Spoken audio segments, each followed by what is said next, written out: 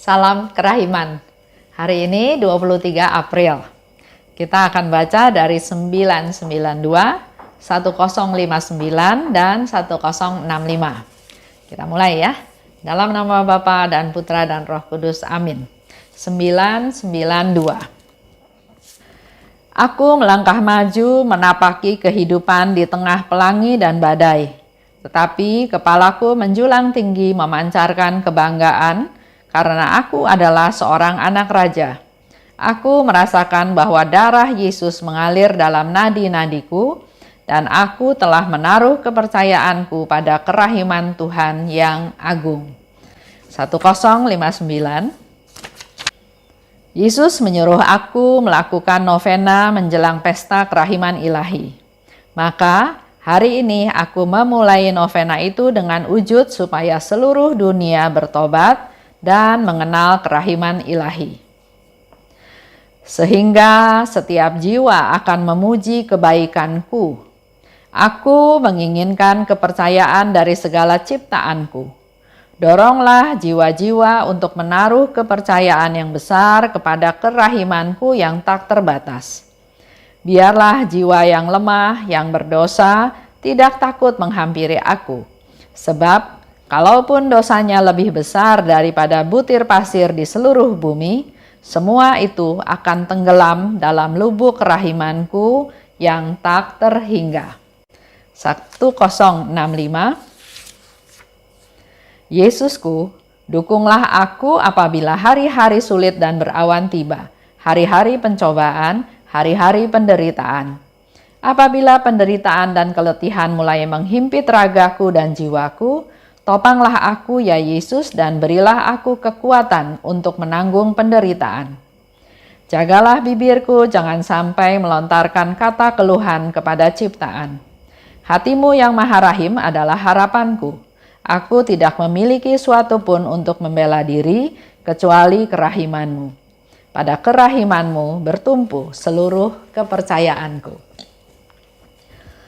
Aku melangkah maju, menapaki kehidupan di tengah pelangi dan badai. Tapi kepalaku menjulang tinggi karena aku anak raja. Jadi walaupun ada badai, walaupun ada pelangi, ada sukacita, ada kegembiraan, ada badai, ada keributan, ada penderitaan, ada kesusahan, ada penganiayaan, tapi kita tetap harus dengan kepala tegak. Menjulang tinggi karena aku anak raja. Karena aku adalah anak-anaknya Tuhan yang dikasihi Tuhan. Aku merasa darah Yesus mengalir dalam nadiku. Dan aku menaruh kepercayaan pada kerahiman Tuhan. Itulah imannya Suster Faustina. Dia nggak peduli dengan situasi yang ada, tapi dia selalu mengandalkan kerahimannya Tuhan. Tuhan yang maha rahim. Tuhan yang selalu menjaga, memelihara, melindungi, mengampuni, memberikan kasihnya tanpa dibatasi, tidak terbatas. Yesus menyuruh aku melakukan novena menjelang pesta kerahiman ilahi. Ini sudah lewat ya, kita sudah lewati, kita sudah pesta kerahiman. Tapi hari ini kita mau bahas kembali diary ini, apa yang diminta oleh Yesus. Dan Suster Faustina memulai novena tersebut dengan wujud supaya seluruh dunia bertobat dan mengenal kerahiman ilahi. Jadi novena yang diminta oleh Tuhan adalah novena yang dimulai pada Jumat Agung. Tapi bukan berarti kita boleh melakukan novena 1 tahun lagi. Kita boleh melakukan novena kapan saja. Ya.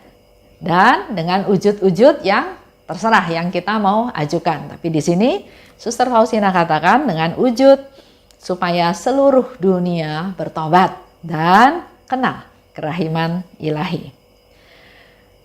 Harapannya Yesus dengan adanya novena tersebut adalah supaya setiap jiwa memuji kerahiman Tuhan. Dan Yesus ingin supaya ada kepercayaan dari ciptaanku katanya. Supaya mereka percaya pada Tuhan, percaya pada kerahimannya.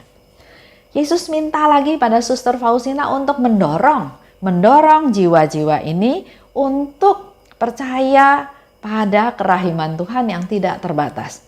Karena masih banyak orang yang nggak percaya. Kita perlu mendorong, kita perlu mendoakan, kita perlu mewartakan, kita perlu menceritakan tentang kerahiman Tuhan tersebut supaya jiwa-jiwa yang lemah, yang berdosa, nggak takut datang pada Tuhan. Di dalam sakramen tobat, sakramen kerahiman, dosa yang merah, semerah padam pun Tuhan bisa hapuskan. Asal kita datang, kita mengaku dosa, kita menyesal atas segala dosa kita dan berusaha untuk tidak melakukannya lagi. Di dalam sakramen tobat, di dalam ruang pengakuan, Tuhan menunjukkan jati dirinya yang kekal, yaitu Dia penuh pengertian dan penuh pengampunan. Dosa apapun, sebesar apapun, Tuhan akan ampuni. Inilah bukti bahwa Allah Maha Rahim. Itulah tempat dalam tanda kutip, ruang pengakuan yang dipakai Tuhan untuk menunjukkan jati dirinya bahwa Dia mengerti. Dia mengampuni. Dia tahu kita lemah, tidak berdaya, dan Dia memberikan rahmat kekuatan yang baru untuk hidup kita selanjutnya. Nah, kalau kita nggak mau ngaku dosa, itu kan sama juga dengan artinya dosa itu mau disimpan sendiri. Nggak mau diaku. Dia mencintai dosanya. Dia nggak mau lepas dosa itu. Padahal kita tahu dosa itu sesuatu yang jelek ya.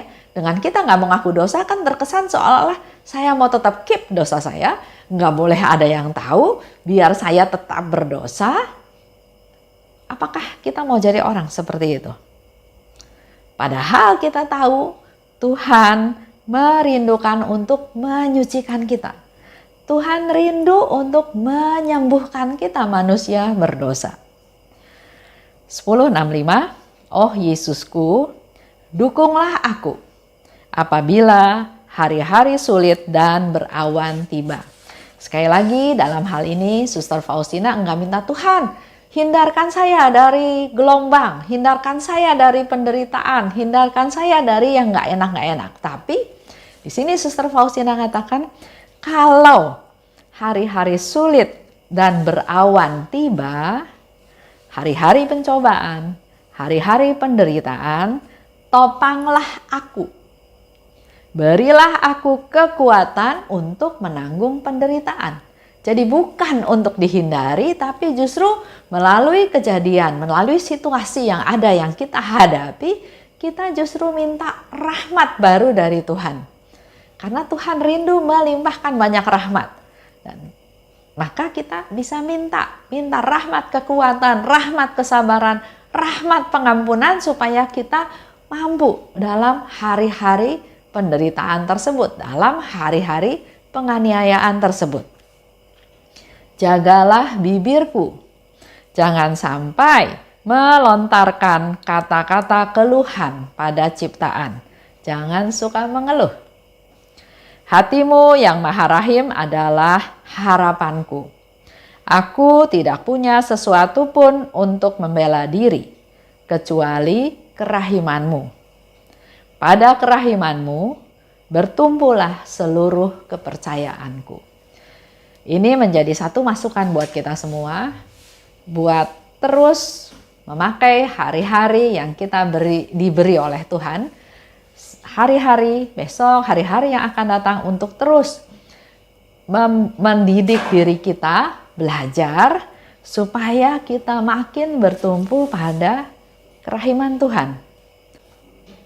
Percaya penuh pada Tuhan melalui setiap situasi yang ada. Seperti tadi Suster Faustina sudah katakan ya, hari penderitaan, hari penganiayaan, hari pencobaan, hari-hari sulit.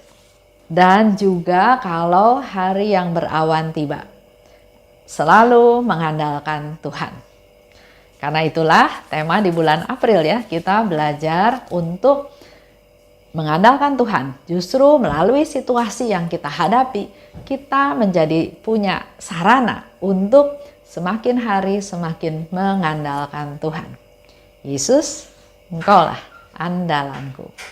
Amin. Dalam nama Bapa dan Putra dan Roh Kudus. Amin. Salam kerahiman.